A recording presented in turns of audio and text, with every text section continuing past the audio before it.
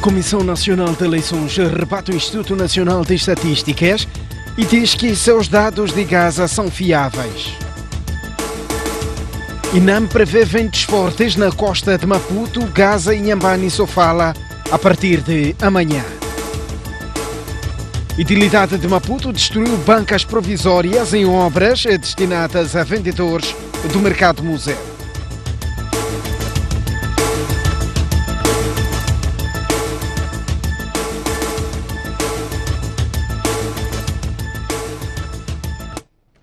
Muito boa noite, este é o jornal. O Presidente da República lançou hoje no distrito de Boane, cujo objetivo é ligar todos os moçambicanos à rede elétrica nacional. Em comício na localidade de Mulutane, Filipe Nunes foi confrontado com pedidos de água, estrada, transporte e rede de telefonia móvel, tendo garantido solucionar os problemas. Filipe Nunes começou o segundo e último dia da visita à província de Maputo, escalando a fábrica de sumos do grupo Sumol Compal, onde recebeu explicações sobre os atuais níveis de produção. E a seguir vai ser colocado em caixas. E a seguir escalou Mulutane, um bairro situado no mesmo distrito e que, à semelhança de muitos bairros de expansão, debate-se com a falta de serviços sociais básicos, tais como água, energia e transporte. E foram justamente essas as preocupações levantadas pelos residentes neste comício que o chefe de Estado realizou para centenas de pessoas. Vimos o precioso líquido hoje a ser inutilizado para a nossa dor, regar o espaço, rua, quando não temos água para beber. Rede elétrica não está expandida, mas a corrente existe há bastante tempo. A rede de telefonia móvel é um caos para os jovens que aqui querem ter emprego, mas os seus patrões não os conseguem localizar. A esquadra, neste momento, está se fazendo fundações e pedir ao mesmo tempo que a sua construção não tenha nenhuma interrupção, de forma que até abril possa se fazer a sua entrega. Na resposta, começou por justificar a insuficiência de muitos serviços pelo boom demográfico na província. Só o distrito de Boane viu a sua população aumentar em mais de 100 mil pessoas entre 2007 e 2017. Porque a eletrificação é uma das principais preocupações, e se escolheu este lugar para lançar o programa de energia para todos, orçado em mais de 200 milhões de dólares americanos. O programa todo requer 228 milhões de dólares americanos para nós podermos resolver os problemas e elevar o fornecimento de energia. Aqui na província de Maputo, nós temos aproximadamente 325 mil consumidores. E até o fim deste ano, colocarmos energia para 17.200 consumidores. Se até o fim do ano não conseguirmos todos que tem aqui, e sei que não há de ser possível, que são muitas casas, é preciso saber esperar, a energia há de chegar, porque nós temos consciência que precisa de energia. E também garantiu soluções para outros problemas levantados. Para fazer mais Ramsene até aqui, não é o orçamento que o município de Boane tem, não consegue fazer. Mas é uma estrada já que quase que liga com a estrada nacional. Então precisamos de angariar fundos e resolver esse problema. Eu vi que vocês bateram palmas quando o meu irmão mais novo aqui falou de que a água que espalharam a estrada vossa daria para beber. Mas essa é a água de um dia. Não esqueça que essa poeira toda comeria essa gente, se calhar num dia só tossia muita gente por causa só de um tanque. Não? Isso não é solução. Nós queremos soluções definitivas. As escolas secundárias pediram Mavoco e Mulutane, nós vamos construir. Em relação ao futuro, o Presidente da República diz que os municípios já têm orientação para criarem os bairros de forma ordenada, como forma de evitar a repetição dos problemas que foram aqui mencionados. E este comício popular foi o último ponto de agenda do Presidente da República na visita à província de Maputo. Imagens de Pedro Amba, Antônio Tiwa, STV. Ainda hoje o Presidente da República anunciou que a Renamo já entregou a verdadeira lista dos guerrilheiros do partido que deverão ser integrados nas Forças de Defesa e Segurança. Filipe Nunes exortou a população a estar vigilante para que os jovens não sejam enganados para integrar as fileiras dos homens que estão a protagonizar ataques armados na província de Cabo Delgado. A Renamo está a colaborar.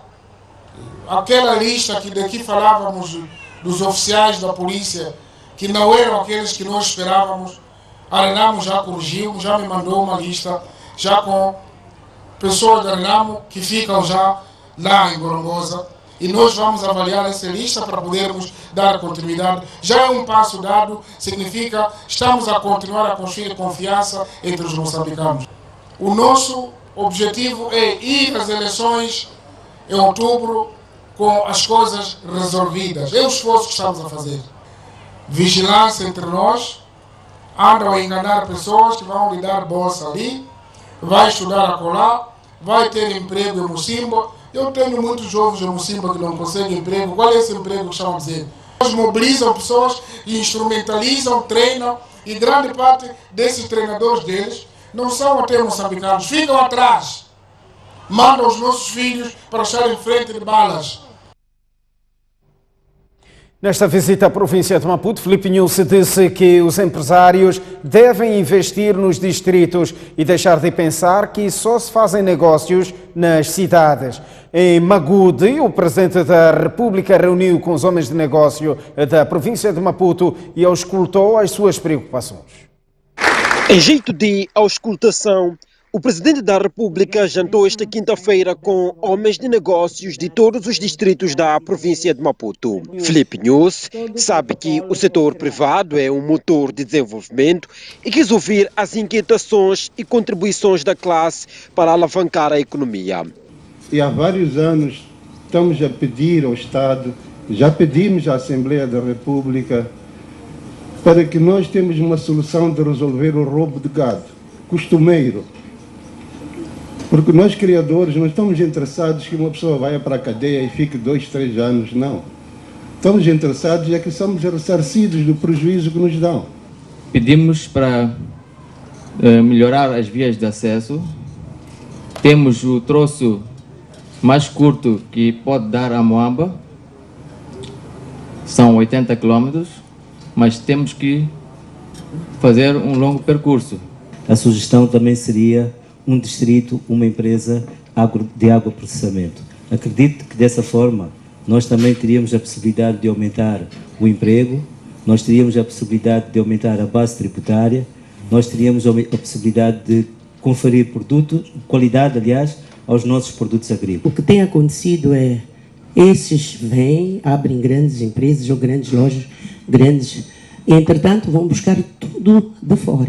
E a indústria nacional está aqui, com capacidade de produzir, com capacidade de colocar, tem que lutar sozinha para ver se coloca, convence eles, vendo a qualidade e vendo o produto que é, para poder tomá-lo. Não pode ser, eu peço, o meu apelo é, isto tem que ser legislado, eles têm que se sentir obrigados. A gente veja a solução. O Presidente tem estado a levantar os problemas e que nós possamos ver essa solução. O Presidente respondeu às preocupações. Falaram sobre o roubo de gados, isso eu também sei. Tivemos essas queixas na província de Gaza, estamos a trabalhar neste sentido de sensibilizar. Nós normalmente não gostamos de intervir. Os nossos irmãos da justiça às vezes nos dizem que se chama ladrão uma pessoa, depois não há prova disto, não há prova daquele. Um distrito, uma empresa agropecuária, bom, não sei se estão me sugerir para eu refletir sobre empresas estatais de novo, né? Porque se calhar deve ser isso, porque nós queríamos deixar essa parte convosco. O agroprocessamento. Falaram de proteção do produto natural, eu concordo plenamente.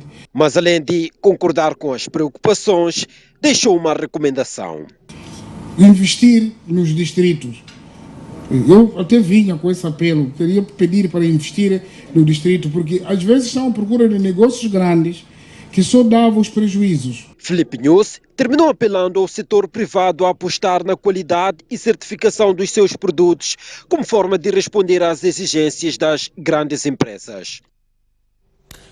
E no fim da visita, a Filipe News considerou que os avanços que a província de Maputo está a registrar são encorajadores. O Presidente da República destaca a redução do rácio por habitante, redução de casos de malária, aumento da capacidade de abastecimento de água e energia.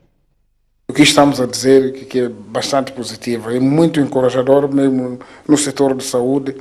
Hoje, em 2014, quando estávamos a iniciar em 2015 o ciclo, estava claro que havia a baliza de 21 mil habitantes por médico, mas agora, apesar de duplicar a população, está 12.400 e tal habitantes por médico. Isso é um grande avanço, mas ainda não estamos lá. Aumentamos 75 médicos agora para 162, isso já é bom, e a redução dos casos de malária. Essas são questões que tocam diretamente a vida do cidadão. As coisas estão a correr. Construímos, ainda reabilitamos mais de 500 fontes de água, onde a reserva de água está por volta de 25 mil metros cúbicos, isso a capacidade atual. Portanto, nós estamos ainda a expandir a água.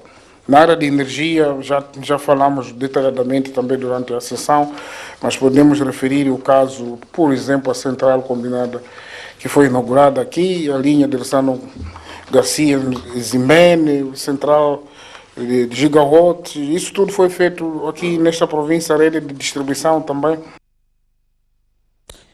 A Comissão Nacional de Eleições reagiu hoje à polêmica em torno dos resultados do recenseamento eleitoral na província de Gaza. Apesar dos dados do INE colocarem em causa os números, a CNE diz que os seus dados são fiáveis. 2 dias depois do Instituto Nacional de Estatística ter posto em causa os dados do recenseamento eleitoral em Gaza, veio a reação da CNE. Numa conferência de imprensa bastante concorrida, o porta-voz do órgão eleitoral rebate os dados do INE e deixa uma garantia. Os nossos dados são fiáveis. As pessoas vieram ter as brigadas e nós recenseamos as pessoas que vieram ter as brigadas. Cuinica sustenta que o registro eleitoral foi feito dentro do que a lei prevê, em toda a sua cadeia. O recenseamento eleitoral decorre da lei e nós seguimos todos os ditames da lei. Devo realçar aqui que os dados do recenseamento eleitoral de 2019 foram aprovados por consenso em todos os distritos. Foram também aprovados por consenso em todas as províncias. Infelizmente, a nível nacional, tivemos que votar.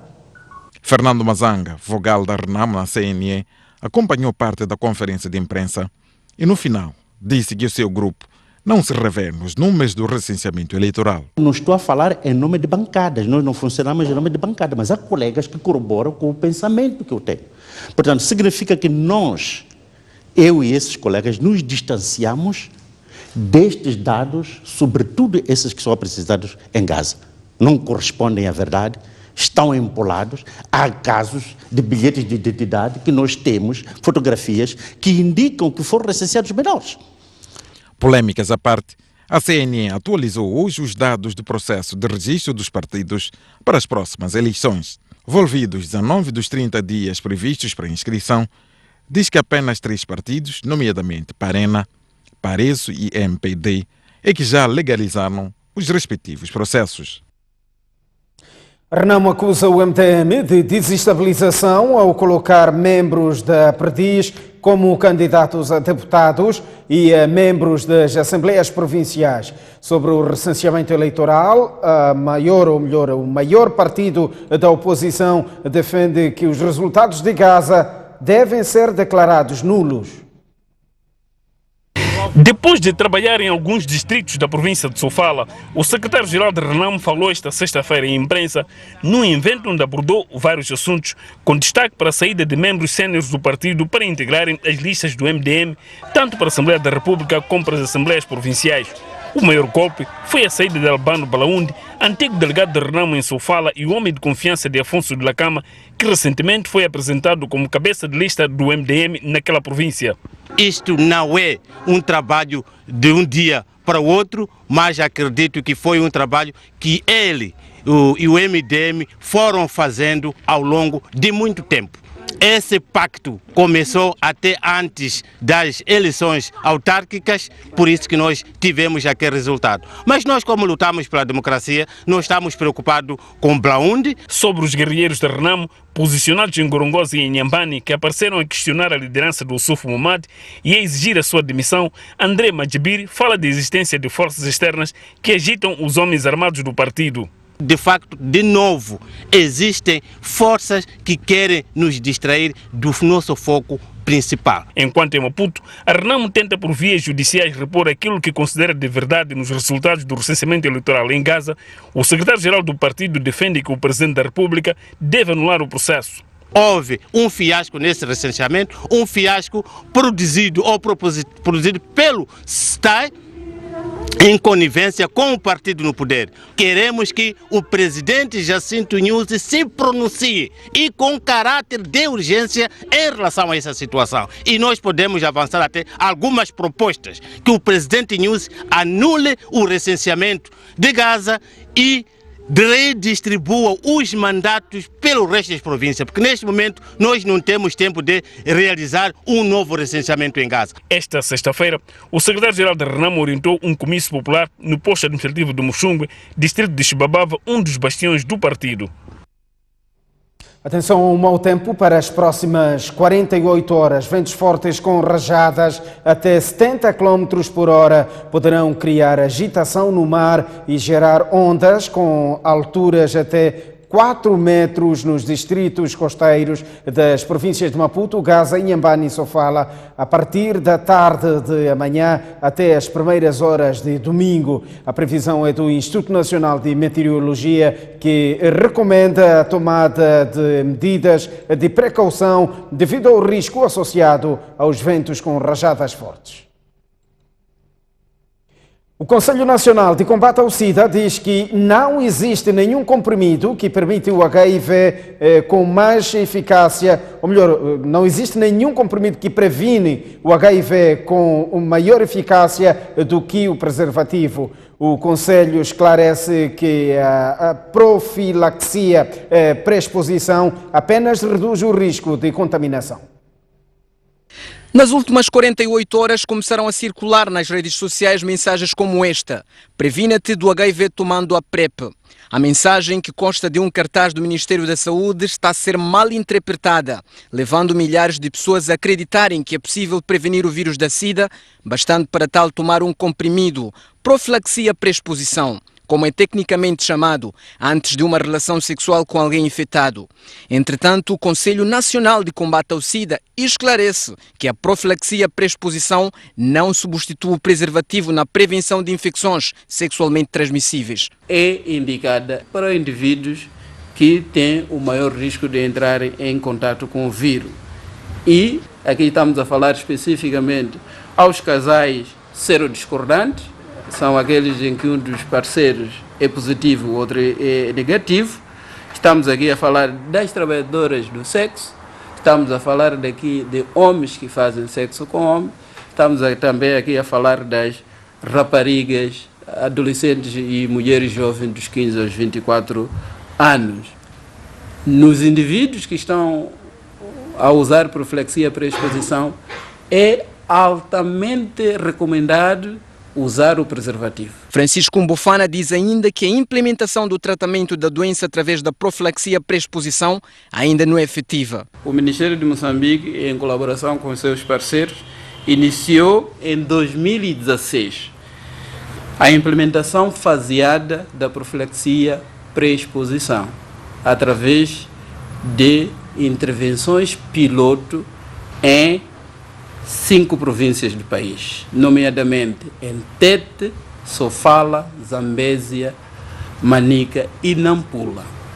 Então, neste momento, estamos a fazer a abordagem piloto, e se nos perguntarem por que é piloto, nós fazemos sempre esse tipo de abordagem porque uma boa intervenção que funciona num país vizinho pode não funcionar aqui. porque os contextos são diferentes. Dados oficiais indicam que a taxa de prevalência do HIV no país aumentou para 13,2% entre a população adulta dos 15 aos 49 anos de idade, contra os 11,5% registrado em 2009. 8 pessoas morreram, das mais de 6 mil que morreram de cólera detectados em Sofala depois da passagem do ciclone Idai. De acordo com o Ministério da Saúde, este dado é histórico, entretanto ainda há muito por fazer no setor da saúde para dar uma melhor resposta em caso de ocorrência de desastres naturais. Uma situação séria. No início de 2015, houve cheias no país, nas regiões centro e norte. O setor da saúde foi um dos mais afetados, tendo sido destruídas unidades sanitárias, casas de funcionários, perda de equipamento médico hospitalar, medicamentos e mobiliário. Um ano depois veio o fenômeno El Niño, que também deixou marcas no setor. Mas nenhuma dessas experiências foi suficiente para prevenir os danos causados pela passagem do ciclone Idai em março deste ano no centro do país. Pouco mais de 1 milhão de pessoas foram afetadas, 1.500 ficaram feridas e 600 pessoas morreram. Mas nem tudo correu mal durante a resposta do setor da saúde e depois do Idai.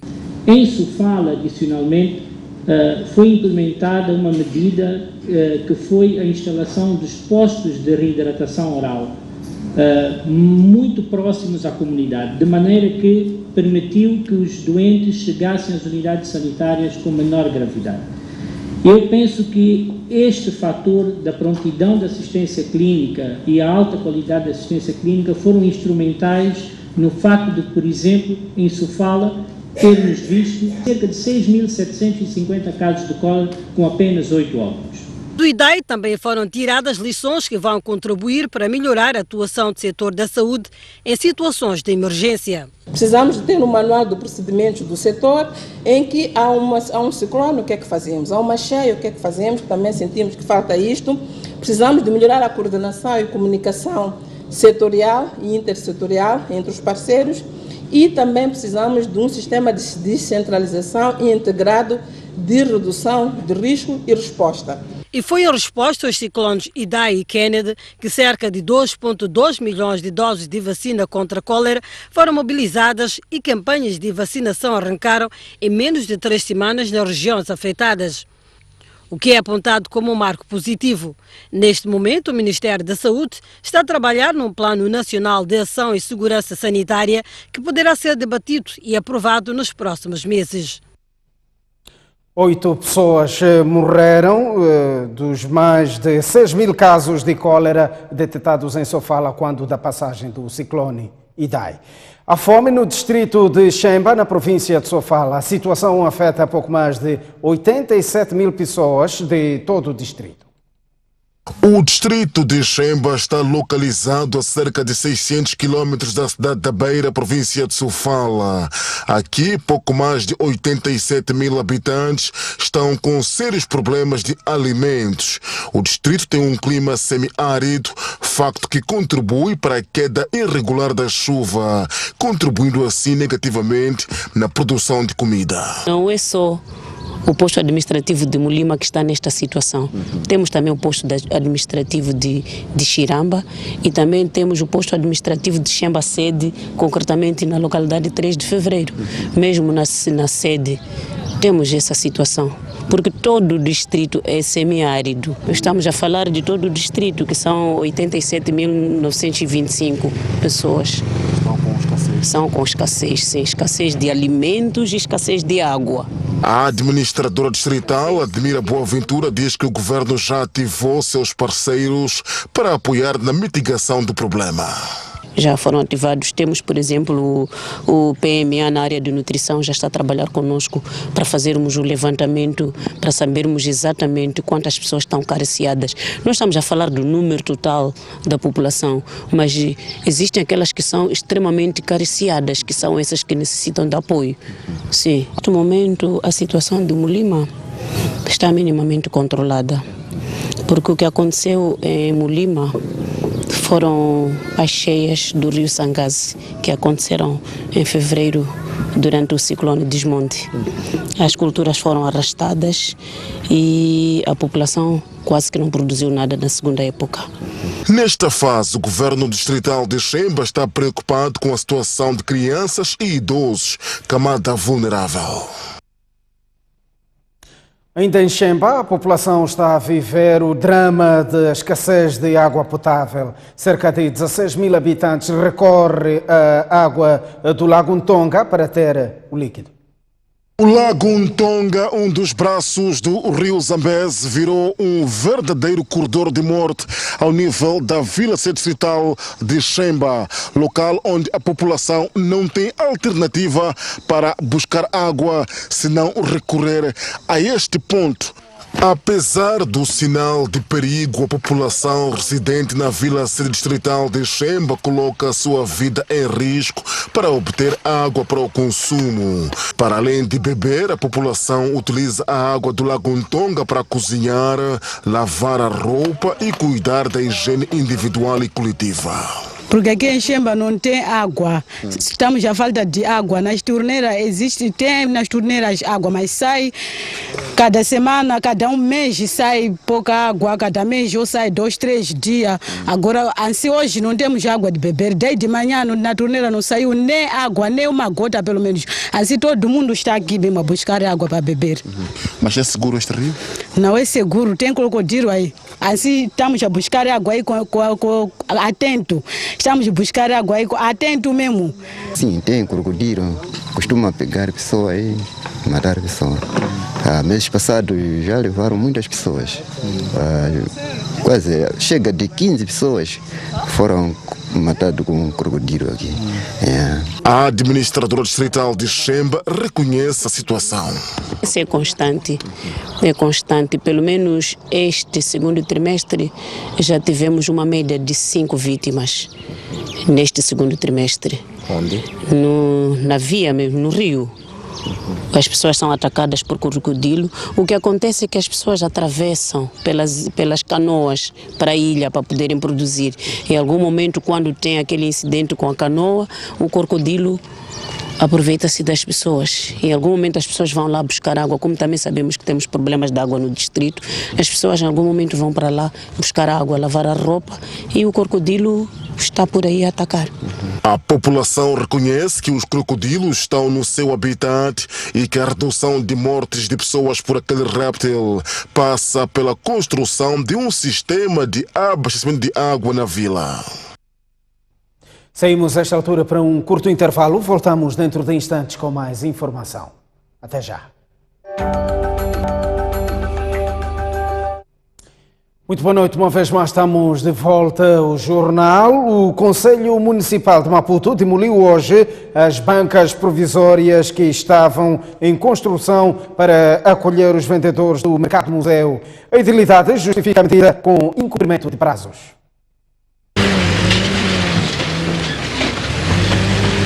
Uma obra que iniciou, mas não terminou.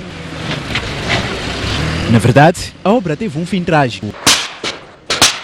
Eram de 130 bancas que era suposto acolher provisoriamente os vendedores do Mercado Museu para dar espaço à sua requalificação. A demolição das bancas deve-se ao incumprimento dos prazos da conclusão da obra, que, segundo as autoridades municipais, eram de 4 meses após o concurso público lançado no início de 2016. Notificamos a empresa do atraso que se estava a registrar, manifestamos o nosso desagrado pelo atraso que se estava a registrar e fomos tendo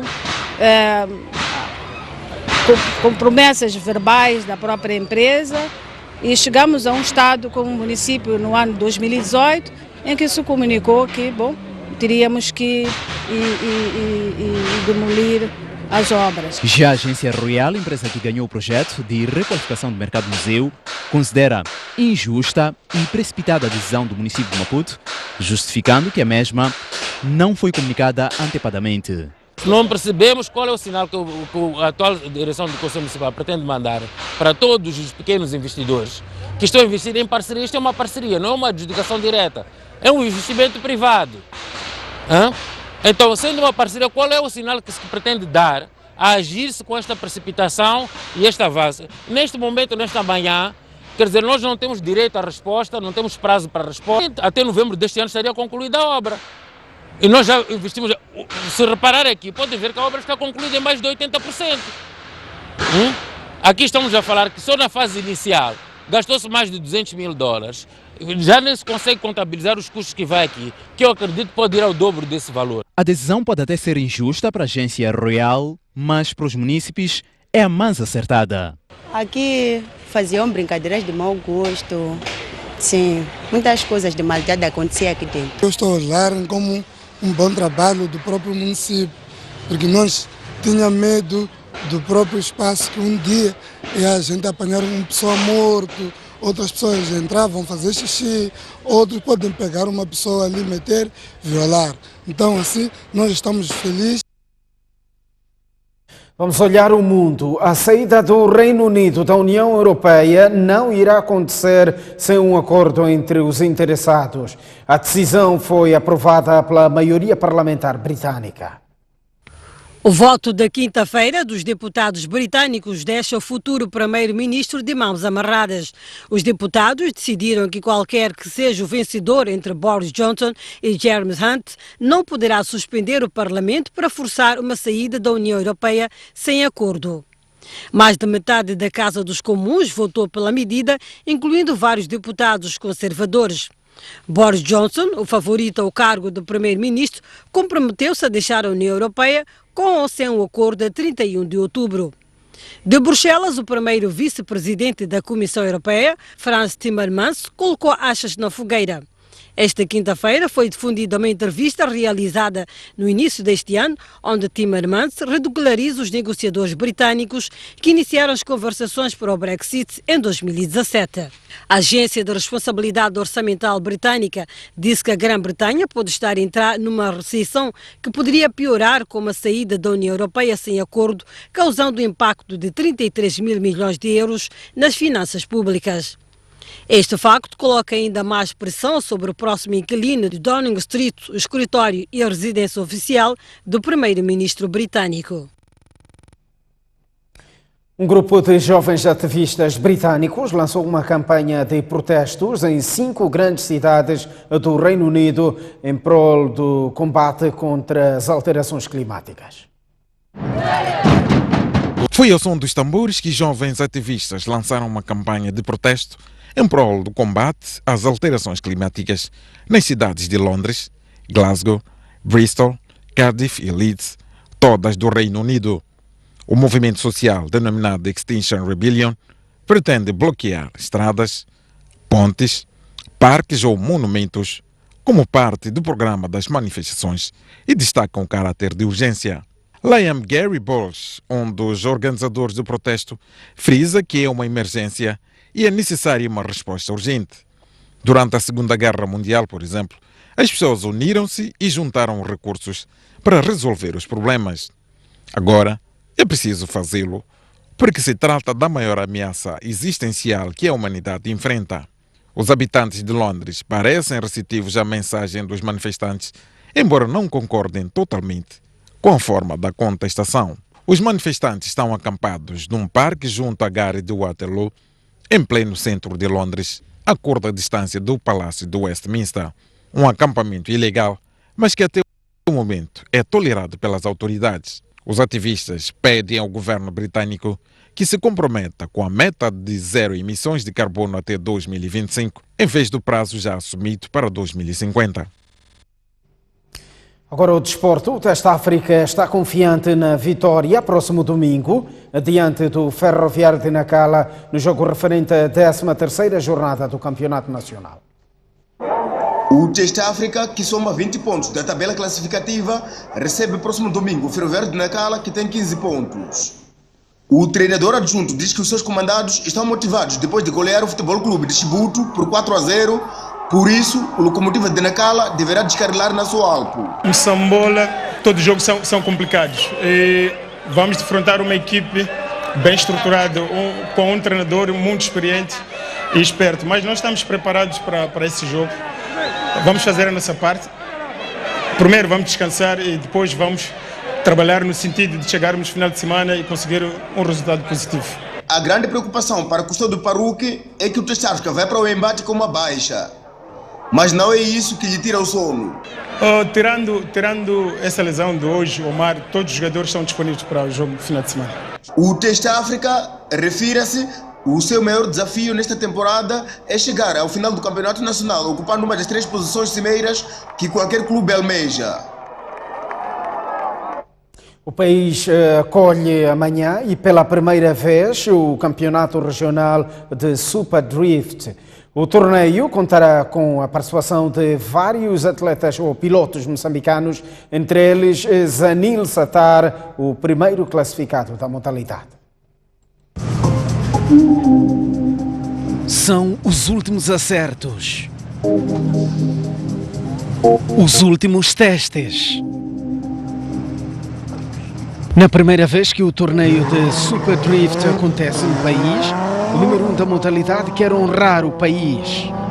O meu objetivo para esta prova é tentar a pontuação alta para continuar a liderar o campeonato, que estou neste momento em primeiro lugar. Zaim, outro dos melhores pilotos da modalidade, quer melhorar a sua classificação. Se o carro conseguir manter-se bem, a gente é capaz de ter um grande show dos nossos pilotos moçambicanos. Mas a concorrência será vigorosa. We've taken the best drivers from South Africa, the best drivers from Mozambique, and we're going head to head in a battle tomorrow. O resultado só será no asfalto, mas o mais importante é que a prova abra espaço para novas oportunidades na modalidade no país.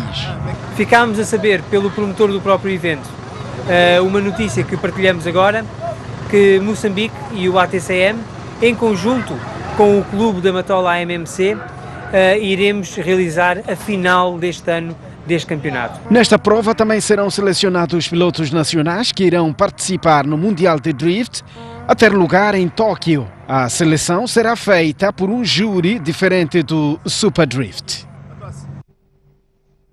A Vodacom distinguiu ontem 8 autores na terceira gala do Vibra Toques. O grande vencedor desta edição é Walter Artístico, que acumulou os prémios Revelação e Melhor Artista Masculino. Eu já cansei de te mentir, baby, falar que tenho muito taco. Eu sou filho da Dona Rosa, vivo no Benfica, lá me chamam uma cabeça. Até a altura desta atuação, Walter Artístico não sabia que voltaria ao palco para receber 2 prémios Vibra Toques.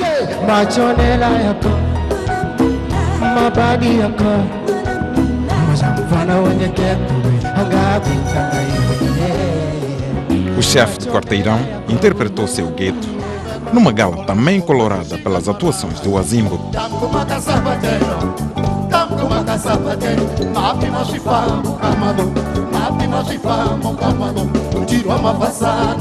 Chakaz,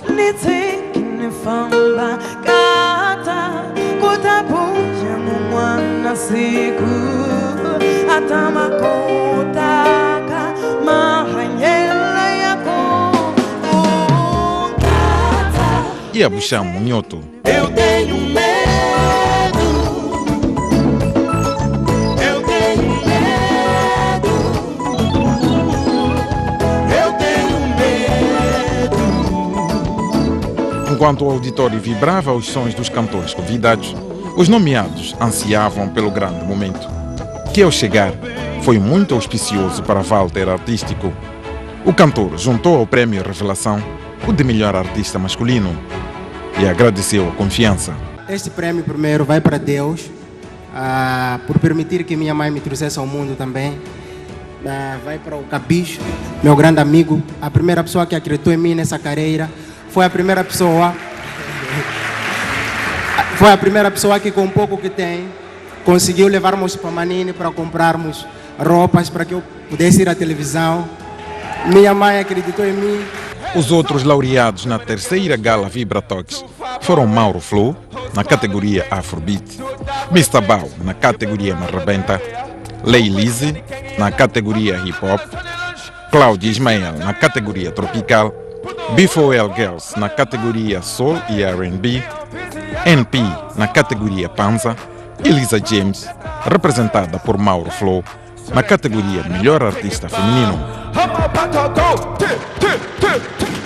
Homie, I don't know you. Swear to gosh, out my pasta. I don't know you. Tryna walk around pantless.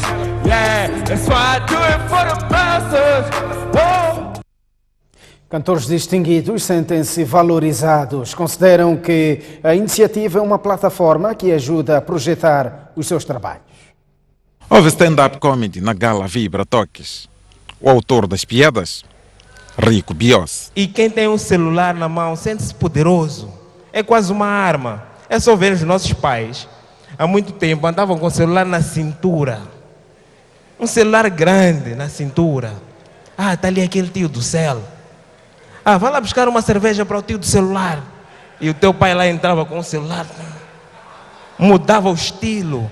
E outro lado, um molho de chaves. Então era um celular, mas aquele molho de chaves era um barulho, eram vibratoques mesmo. Contadas as piadas, na terceira edição desta iniciativa da Vodacom, houve música com Euridice Jack.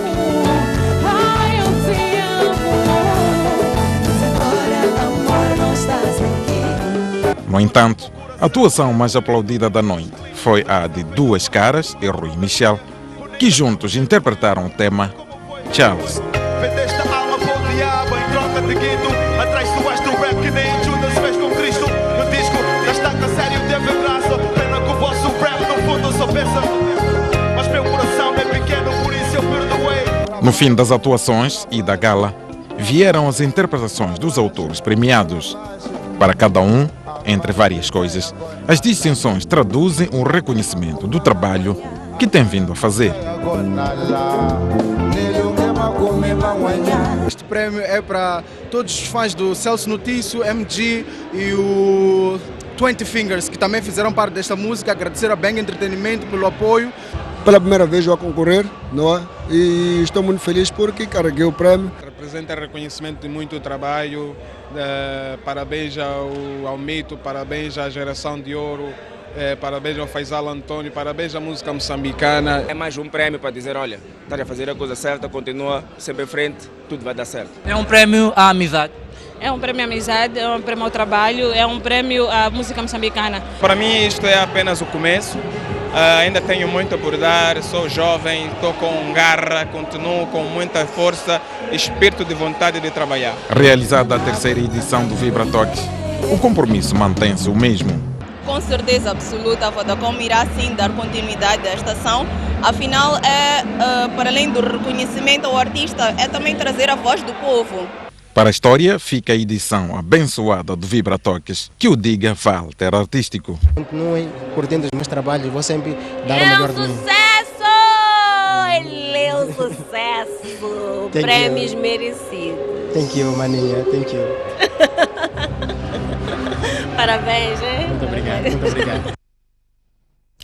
Próximo bloco será reservado aos comentários sob o olhar de Tomás Vieira Mário. Estamos à porta de mais um intervalo. Atenção a um mau tempo para algumas cidades moçambicanas. Vamos olhar para o estado de tempo para as principais cidades do país. 25 graus de máxima para Maputo e 15 de mínima. 24 graus de máxima no Xai-Xai e 13 de mínima. Inhambane, 26 graus de máxima e 15 de mínima. No centro do país, 33 graus de máxima em Tete e 18 de mínima. No Chimoio teremos uma máxima de 28 graus e uma mínima de 12. 31 graus de máxima na Beira e 17 de mínima. 32 graus de máxima em Quilimane e 16 de mínima. No norte do país, a cidade de Lixingueira a registrar uma máxima de 23 graus e uma mínima de 12. 28 de máxima para Pemba e 20 de mínima. 29 graus de máxima em Nampula e 17 de mínima. Até já.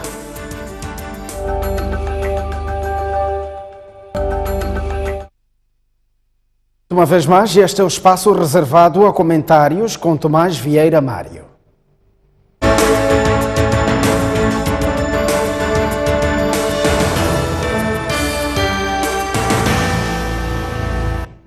Ora bem, vamos olhar para dois grandes temas, nomeadamente a divergência de dados entre o INE e a Comissão Nacional de Eleições sobre o recenseamento eleitoral na província de Gaza. E lá mais adiante vamos olhar para a Assembleia da República, que aprova a lei contra uniões prematuras. Tomás, muito boa noite, bem-vindo ao espaço. Continua este braço de ferro entre o Instituto Nacional de Estatísticas e a Comissão Nacional de Eleições. A questão que lhe coloco é, consegue vislumbrar esta linha tênue que separa um trabalho técnico, que é do Instituto Nacional de Estatísticas, cujo seu papel é registar pessoas, e um papel meramente político para este contexto, parte da Comissão Nacional de Eleições? Sim, boa noite, Gersildo. Acho que começou bem. Na verdade, penso que não há qualquer braço de ferro entre o INE e a CNE, porque as duas instituições estão trabalhando com premissas diferentes, com pressupostos diferentes. O INE é uma instituição técnica, autorizada em Moçambique na área de estatística. É a instituição da qual emanam os dados pelos quais o governo se orienta nos seus planos, na sua visão macroeconômica, para a saúde, para a educação, para a habitação, para o transporte, ano após ano. É uma entidade oficial cujos dados são aqueles que são usados mundialmente quando se fala de Moçambique. Portanto, uma instituição técnica, consolidada no espaço moçambicano, muito felizmente, e reconhecida até internacionalmente. O INE até já formou outras congêneres nos PALOP. Portanto, uma instituição técnica. A CNE não é técnica, é uma instituição política. E, portanto, as ferramentas de que os dois servem não são as mesmas. Em nenhum momento a CNN disse quais são os instrumentos técnicos que usou para chegar aonde chegou. Apenas disse que sustenta e mantém os seus dados porque estes foram aprovados por consenso pelos órgãos, desde o distrito, a província até a nação. E, portanto, não estamos a falar de duas instituições cujos argumentos se esgrimem a partir de mesmas premissas. A CNE não desmentiu o INE, só diz que mantém o que disse, o que fez.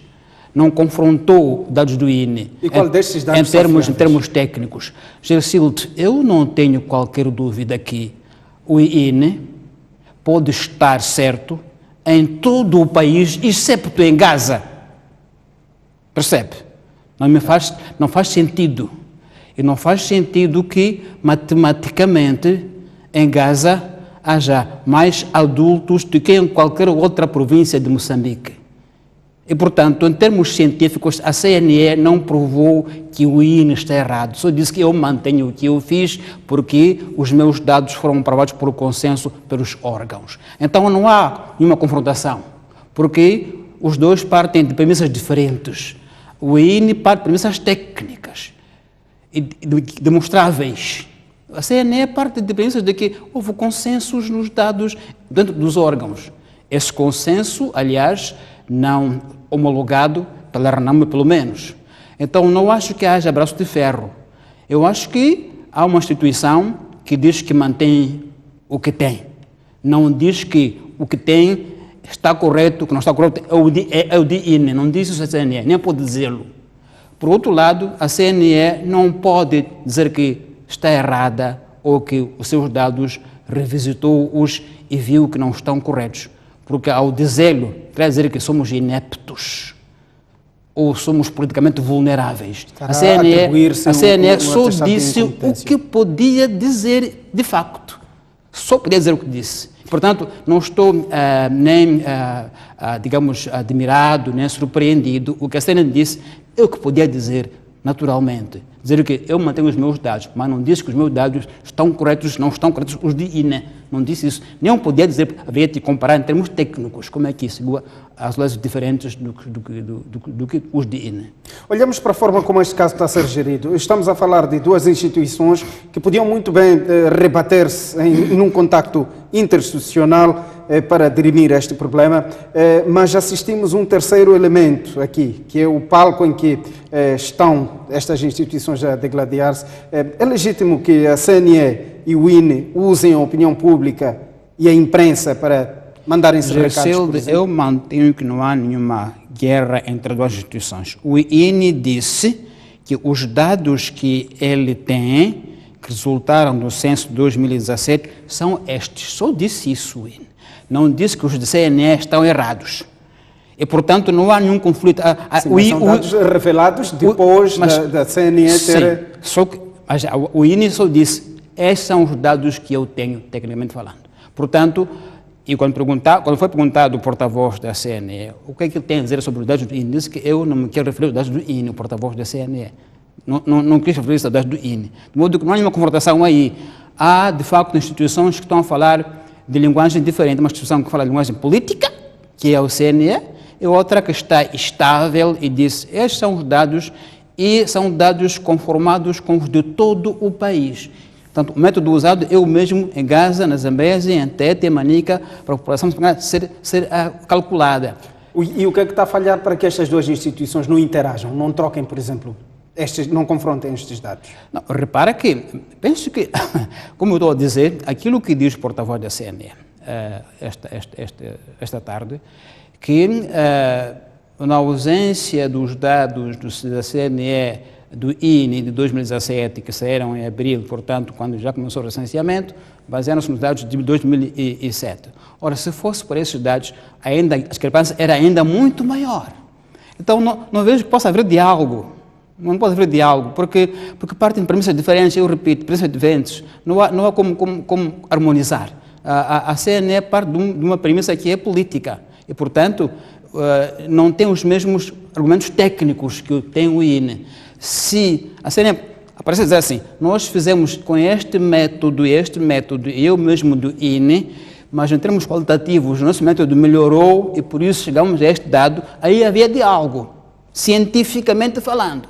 Mas não está a acontecer. Então, não acho que há confrontação. Acho que há uma CNE que diz, eu mantenho o que eu digo, sem querer discutir porque o que tem é diferente do que tem o INE. Diz que nós fazemos o que fazemos na base da lei eleitoral e houve consensos nos órgãos eleitorais sobre esses números. Ponto final.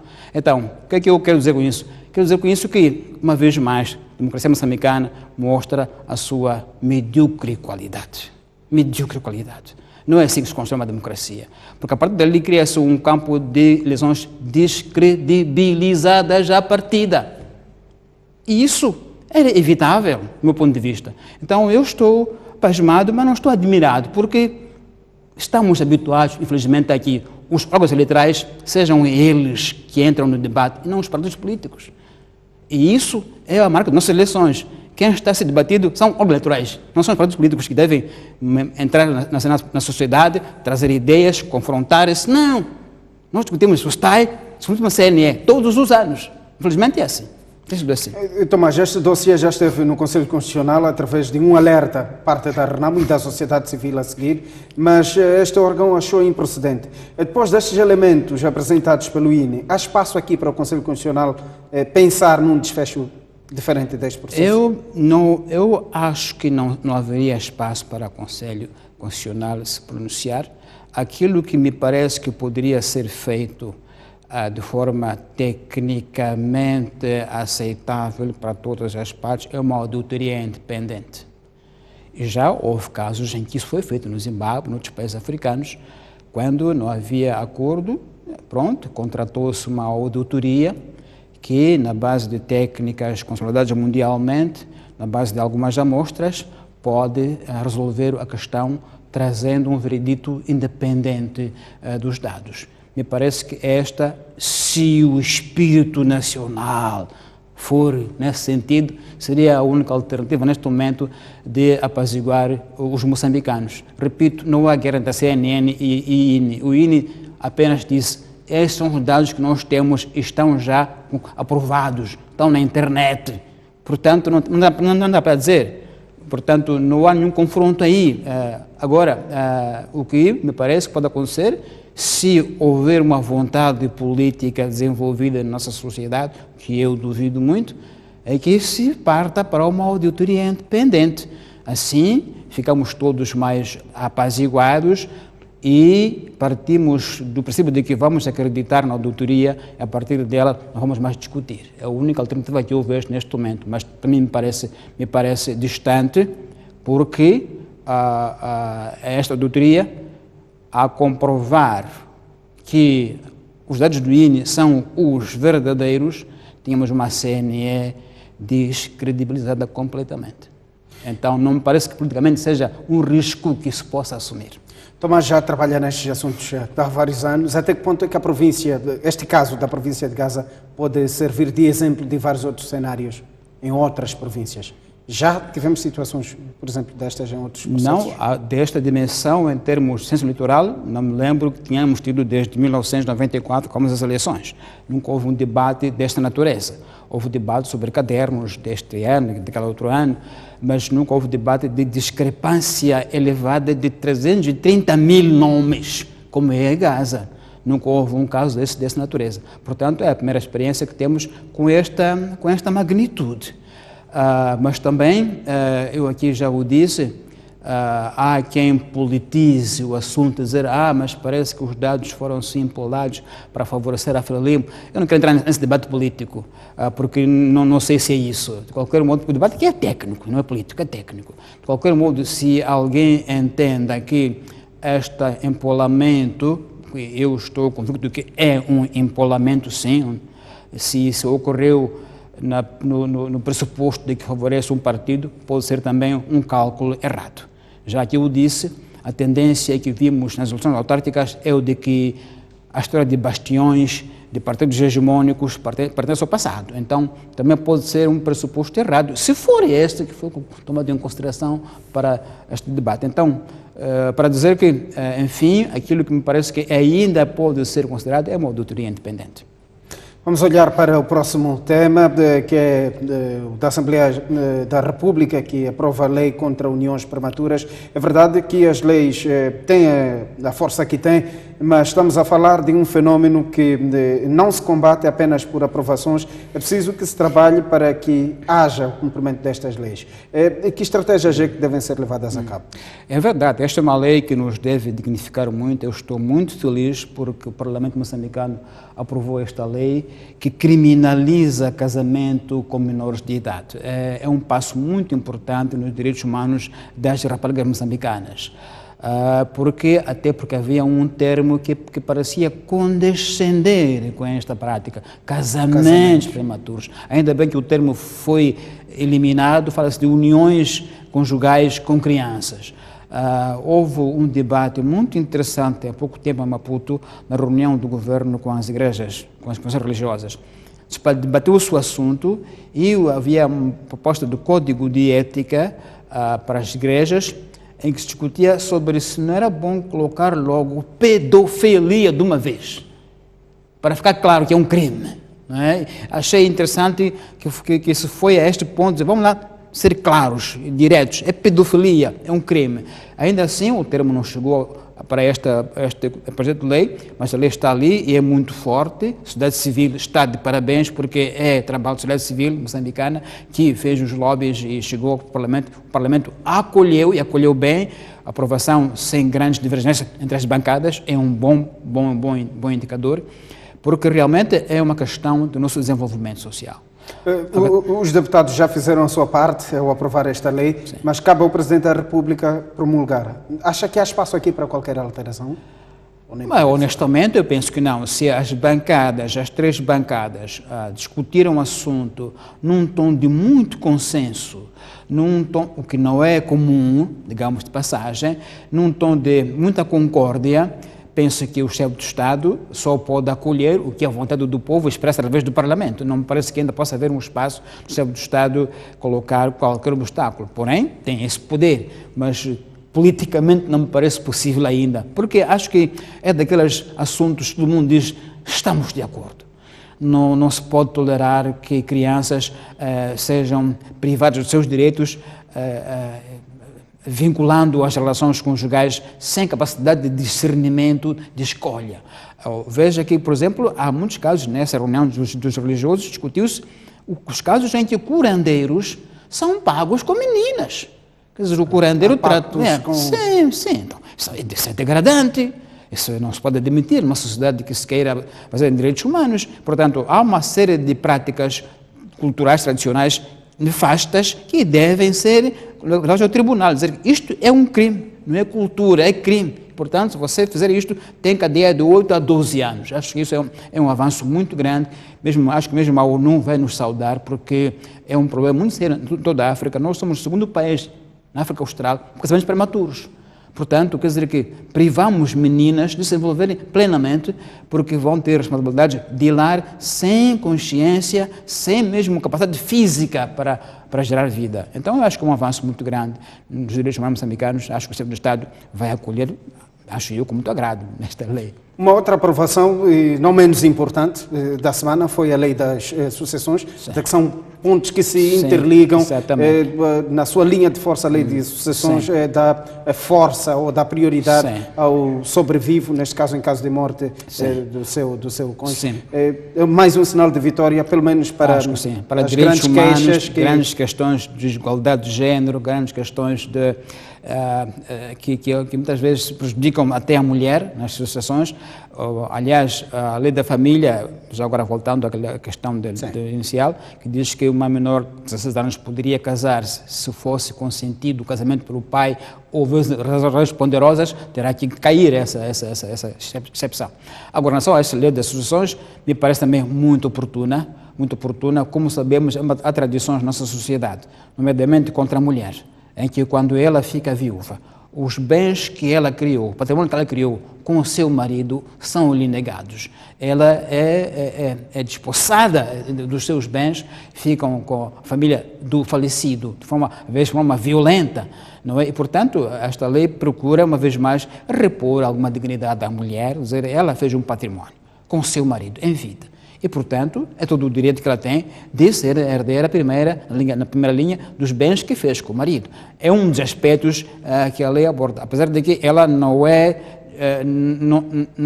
expressamente para a mulher, não é? Sim. Mas percebe-se que esta era a parte mais fraca que é prejudicada nessas práticas tradicionais nefastas baseadas na ideia de que a linha do homem é a linha sucessória, é a linha que deve ter direito aos bens deixados pelo defunto. Portanto, uma vez mais, há um esforço aqui do nosso Parlamento, sociedade civil, dignificar a sociedade, trazê-la a um nível de direitos humanos um bocadinho mais alto, de maior dignidade humana, e que acho que vale a pena saudarmos, porque é isso que nos faz crescer, nos sentirmos parte da humanidade que está a avançar. Tomás, muito obrigado pela sua passagem no jornal. Termina assim o espaço de análise ou de comentários com Tomás Vieira Mário.